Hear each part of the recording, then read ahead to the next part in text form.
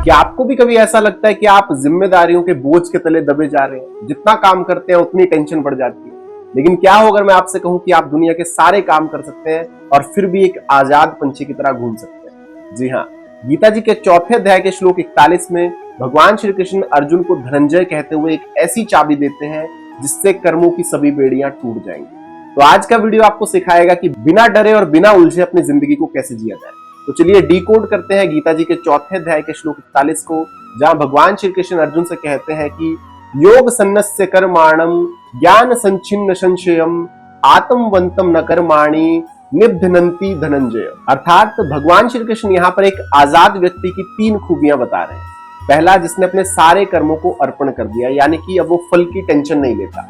दूसरा, जिसके मन के सारे शक और संदेह ज्ञान की तलवार से कट चुके हैं, मतलब कि उसे पता है कि वो क्या कर रहा है और क्यों कर रहा है। और तीसरा, वो जो अपनी आत्मा में स्थित है, यानी कि जिसे पता है कि वो एक शरीर नहीं बल्कि अविनाशी आत्मा है।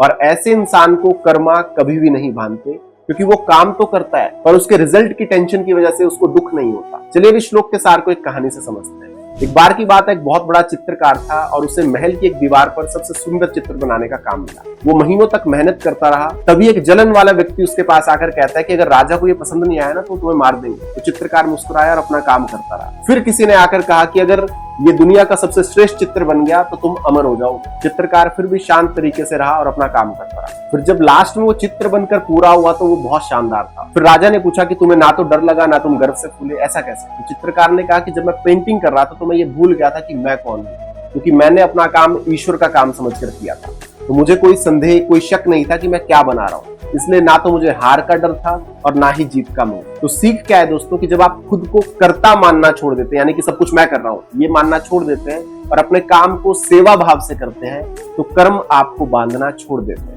तो दोस्तों, असली धनंजय वही है जो धन पर नहीं बल्कि अपने मन और अपने कर्मों पर विजय पाए। जब आपका ज्ञान पक्का होता है और कर्म निष्काम, तो आप सच में आत्मवान बनते हैं। तो अध्याय 4 का ज्ञान लगभग यहाँ पर पूरा होता है, लेकिन फिर भी भगवान श्री कृष्ण अर्जुन को भी युद्ध के लिए खड़ा नहीं कर रहे, क्योंकि अगले और आखिरी श्लोक में भगवान कृष्ण एक ऐसी तलवार उठाने को कहेंगे जो लोहे की नहीं है। वो अर्जुन को उठकर खड़े होने का अंतिम आदेश देंगे। तो क्या है वो ज्ञान की तलवार, कैसे अर्जुन का डर खत्म होगा, ये सब हम जानेंगे चौथे अध्याय की अंतिम वीडियो में।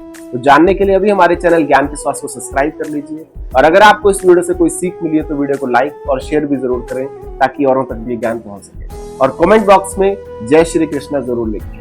तो आज की वीडियो में इतना ही। अब जल्द मिलेंगे अगली वीडियो में गीता जी के चौथे अध्याय के श्लोक 42 के साथ। तब तक के लिए जय श्री कृष्ण।